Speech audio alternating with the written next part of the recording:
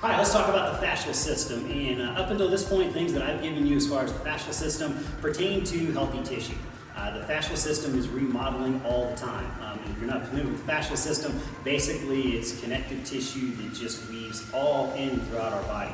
We typically think, myofascial release covering around the muscle, that's part of it, but everything is suspended within this tissue. So it's remodeling all the time, and whatever we do to ourselves by way of position or posture, we're going to remodel according to that. So best example would be, I'm going to sit at a desk all day and then get up and get on my bike or maybe get down into TT.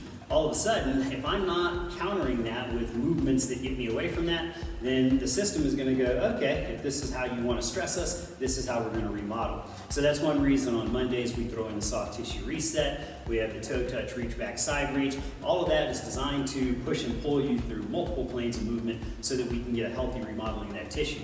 Now let's take the next step and start thinking about the performance side of the fascial system. So I want you to start thinking about it as just nice spring through all kinds of movement patterns, and if we can harness that right and train it right, we're going to get that nice spring effect released when we're out there participating in our sport. So when we look at a traditional lift, let's say a hex bar deadlift or squat, as we're coming up, we're naturally going to decelerate, because if we accelerate with dead weight, at some point we stop accelerating and then that weight's going to keep moving. So what we're going to do to counter that is use bands with things like dead weight so that we can accelerate through the movement. So in athletics, we always accelerate through the movement. When you're running, you land, you load the spring, and you're accelerating off.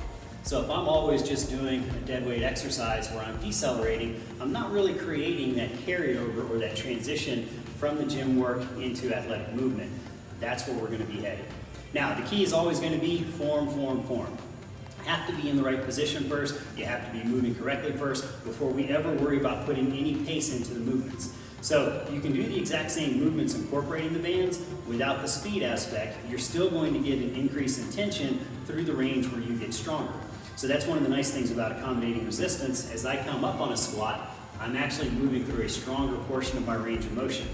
What I want is a band along with some dead weight so that I'm having to work harder, recruit more fibers as I move through that range where I get a little bit stronger.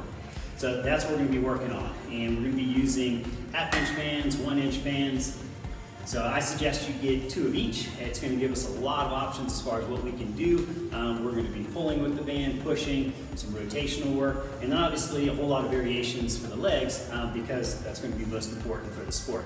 So as we move into this band-related fascial performance training, keep in mind, you need to make sure you're in a good position first, proper form, then begin to bring a little bit of pace into it.